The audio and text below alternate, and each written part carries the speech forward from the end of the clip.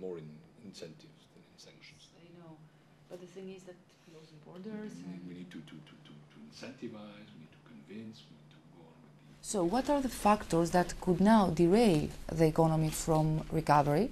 And of course, if you are satisfied. In that complex world with geostrategical tensions, with difficulties here and there, we are solid. But it's not only satisfying to be solid. We need to be more than that. We need to be more dynamic. Unemployment is decreasing, but what we see is that it decreases too slowly, or that the figures remain too high, and that at the same time it varies from country to country. So it is an incentive for countries to continue reforming, especially in the field of labor market, because it's absolutely a key driver to get back to growth at a stronger pace and to have better results on employment. The only member state that is still under recession is Greece. You just came back from the country. Do you think that they are in a good way to reform and to the implementation of the program or not? It's clear that today the cooperation with the Tsipras government, I met Mr. Tsipras for more than an hour, is really good. It's better than I would say ever in the past years with previous governments. It was not the case in the beginning of the year, but now, since July, we are in a solid cooperation and very positive. There are still some reforms to be first adopted, the first set of milestones and the second set of milestones, and also to be implemented.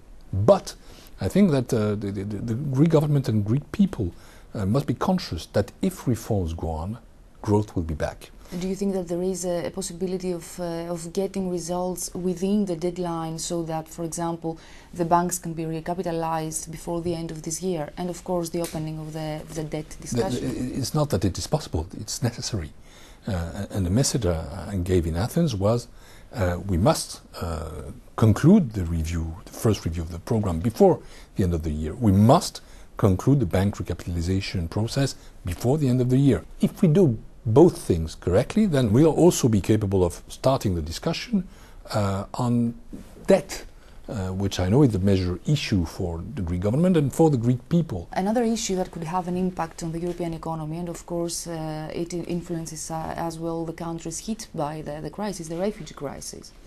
Is the Commission positive that what some member states have already asked about a kind of flexibility in the Stability Pact and Growth? President Juncker said that we would respect the Stability and Growth Pact, but that there could be exceptional circumstances that has to be checked with the governments and countries which are concerned, and then we could take also exceptional decisions. Could you be more specific about that? I can't.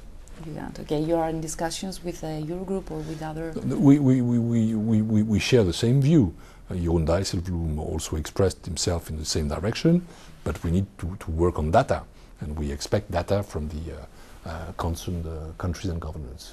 So do you agree with what Mr. Dijsselbloem proposed recently about the countries that are not very keen to accept and receive these refugees, to cut some of the funds? First, we've got to see the global positive impact of the refugee crisis. No, it's not in the long term. We are checking that as soon as 2015, 16 and 17. This impact is slightly positive by 0.2, 0.3% of GDP, and it's of course higher in the welcoming countries. And that's what our forecasts say. We need to have a global approach of that, and we'll discuss that as well in the Commission and in the Council. Okay, Mr. Commissioner, thank you very much. Thank you.